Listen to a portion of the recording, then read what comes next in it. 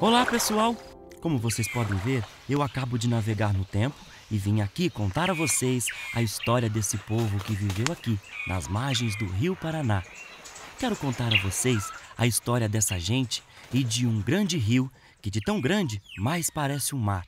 Estou aqui para contar o seu passado, então vamos juntos navegar nesta encantadora história do tempo, que é também a sua história.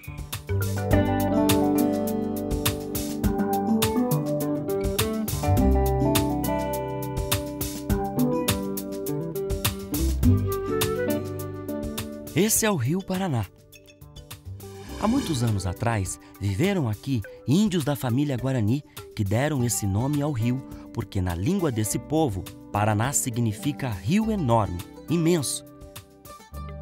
Esse é o segundo maior rio do Brasil em extensão e volume hídrico, ou seja, é o segundo rio mais comprido e com maior volume de água. Suas águas atravessam diversos estados brasileiros e chegam até países vizinhos como Paraguai, Uruguai e Argentina. Mas esse rio e tudo em volta dele era muito diferente do que vocês conhecem hoje. As pesquisas demonstram que ocorreu a chamada Era do Gelo. Ou seja, até cerca de 10 mil anos atrás, não havia floresta, não havia cerrado. O ambiente era mais frio, cerca de 5 graus abaixo do que nós temos hoje, de temperatura média. Então, nesse ambiente mais frio, haviam campos abertos, onde haviam os animais chamados megafauna. Então, preguiça gigante, tigre-dente de sabre, mamute, circulavam por essas paisagens. Mas e o ser humano? Vocês sabem quando chegou em Mato Grosso do Sul?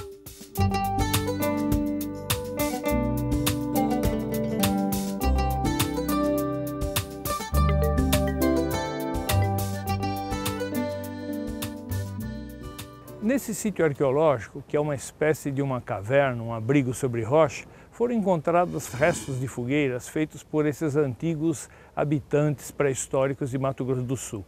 Esses carvões dessas fogueiras foram analisados e nos forneceram a idade de quando essas fogueiras foram feitas. Isto é, elas foram feitas há aproximadamente 11.400 anos atrás. Isso quer dizer que já por volta de 12 mil anos, provavelmente, já tinham pessoas vivendo aqui em Mato Grosso do Sul. Além desses carvões, desses restos de fogueiras antigas, foram encontradas também ferramentas de pedra lascadas, lascas e outros artefatos que demonstram que o modo de vida dessas pessoas era um modo de vida de pessoas que viviam na pré-história. O Rio Paraná passou por grandes mudanças até que atraísse esses homens pré-históricos que viviam ao redor do rio Sucuriú. Na Era do Gelo, isto é, cerca de 10 mil anos atrás, não havia toda essa vegetação e essa fauna abundante como tem hoje. Foi preciso, mais ou menos, de 4.000 a 6.000 anos para que o Rio Paraná se tornasse um ambiente favorável para o modo de vida desses homens caçadores-coletores. Vocês devem estar se perguntando, que mudanças foram essas? Após o final da Era do Gelo, a temperatura ambiente começou a se elevar gradativamente até chegar no chamado ótimo climático. Então, Para tudo! O que ela quis dizer com um ótimo climático? Ótimo climático é o período no qual a temperatura e a umidade da Terra aumentaram extraordinariamente. O planeta ficou tão quente e isso provocou tanta chuva que as cheias causadas foram consideradas verdadeiros dilúvios. Com isso, as florestas e a fauna se expandem nessa região. Agora sim, professora, pode continuar. então, há cerca de 10 mil anos, portanto, acabou a última Era do Gelo e há 6 mil até 4 mil anos a temperatura atingiu o ápice. Se desenvolveu a floresta, o cerrado e essa paisagem que nós conhecemos hoje, com as lagoas, cheio de peixes e animais como mamíferos, aves, que abundando nesses locais, atraíram esses caçadores-coletores para o ambiente das margens do rio, onde eles poderiam, portanto, se alimentar dessa fauna e dessa flora. Após esse período de fartura, o nosso rio passaria ainda por mais uma mudança climática radical, que traria grandes novidades.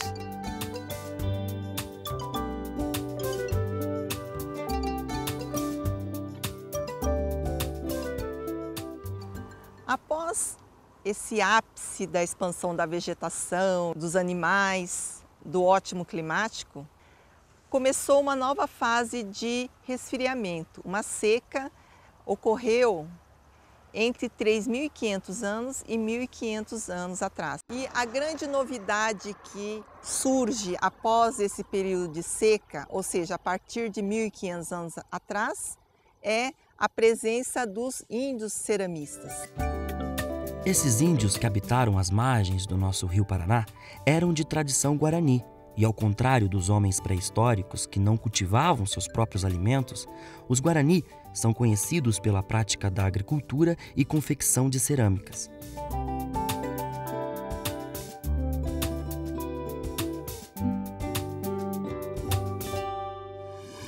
Mas hoje também não existe mais descendentes desses povos guarani nas margens do rio Paraná. Muitos desapareceram antes mesmo do chamado descobrimento do Brasil, e muitos outros desapareceram devido ao contato com os colonizadores, palco de grandes conflitos entre índios e bandeirantes que vinham em busca do ouro e pedras preciosas. Nosso imenso rio teve suas águas manchadas pelo sangue derramado durante essas batalhas. Essa busca alucinada por esse metal tão precioso custou a vida de muitos índios e também de muitos bandeirantes. Essa longa e penosa viagem para os bandeirantes começa ainda em São Paulo, mais precisamente no rio Tietê. E até chegarem no seu destino final, que era Cuiabá, muitos perigos e obstáculos seriam enfrentados.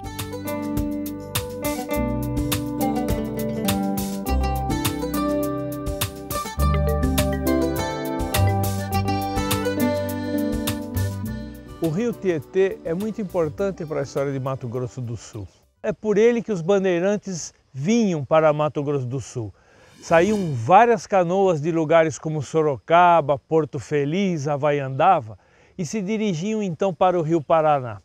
Esses comboios fluviais que foram conhecidos na história como Ciclo das Monções, anualmente percorriam centenas de quilômetros por esse rio, atravessando cachoeiras, corredeiras e inclusive enfrentando ataques de índios, chuvas torrenciais, para, chegando no rio Paraná, na divisa com o Mato Grosso do Sul, começar um novo e perigoso trecho dessa longa viagem. Após um breve período de descanso para repor as energias, os bandeirantes continuavam novamente enfrentando cachoeiras, ataques de índios, sobretudo dos índios caiapós, que defendiam bravamente seu território, até chegar em Cuiabá, que era o seu destino final, aonde entregariam as mercadorias para depois recolher o ouro e voltar para São Paulo.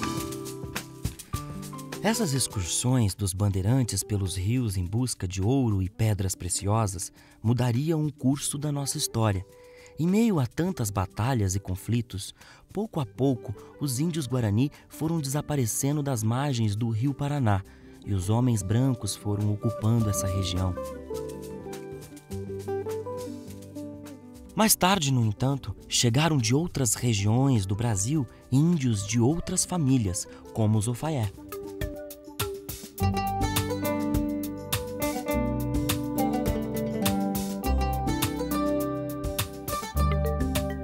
Esses índios viviam nas margens dos rios Pardo, Verde, Paraná, entre outros, e somavam 2.000 pessoas no início do século passado.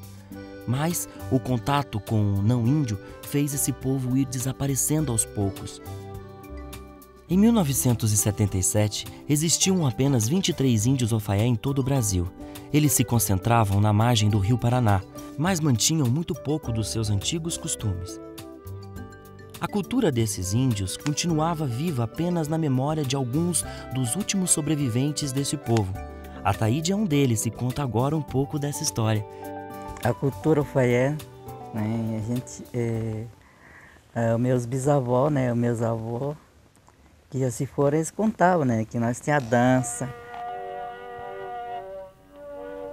se plantar roça, né, ia plantar roça, plantar milho, caçava, e as mulheres ficavam em casa preparando o cauim, que nós chamamos, aquela xixe, que é feito de milho, né, que fabricação de artesanato, como flecha, não existe mais, né. Todas as pessoas que sabiam fazer a flecha já se foram, né, não existe mais. Hoje nós estamos tentando, né, resgatar, com toda dificuldade, a nossa idioma, né, só isso. Nosso rio, que em tempos passados ofereceu fartura de alimento e vida a tantos povos que estiveram por aqui, sofreria ainda mais uma radical transformação que iria alterar dessa vez o curso não só das suas águas, mas da história de muita gente que vivia em torno dele. Vocês devem estar curiosos para saber o que falta ainda para acontecer de tão radical na história desse rio. Então eu lhes digo, meus caros amigos, foi a construção da represa Porto Primavera no ano de 1977, que hoje se chama Represa Sérgio Mota.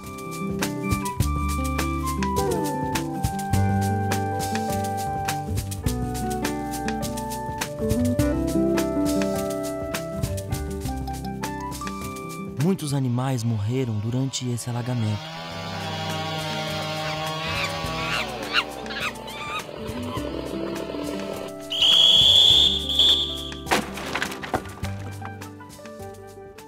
Muitas pessoas que viviam ali tiveram que se mudar para outros lugares, deixando para trás toda a sua história. E nosso Ataíde, um dos últimos dos Ufaié, viu seu povo mais uma vez sob a ameaça de se acabar. Foi em 1977 para 78 que tudo pior aconteceu, né? A empresa que cuida da coisa lá fizeram uma reunião com a gente, né? Eles disseram que nós tínhamos que sair de lá. A Fundação Nacional do Índio, que é a FUNAI, nos levou para a região de Bodoquena, né, Pantanal, lá para a terra dos índios Cadivel, onde a FUNAI fez nós perder o único pedacinho de terra que nós tínhamos, né? Junto com as terras do índio Ataíde, todos os animais que ali viviam, casas de pessoas que ali moravam, toda essa história teria sido alagada se não fosse pelo trabalho de pesquisa realizado por mais de 15 anos nessa área. Preservar essa longa história é necessário para que vocês que estão aqui hoje e todos que virão depois de vocês se reconheçam ao tomarem conhecimento dessa história. Por isso, conto com a ajuda de todos vocês para que esse passado tão rico não seja jamais esquecido. Até a próxima!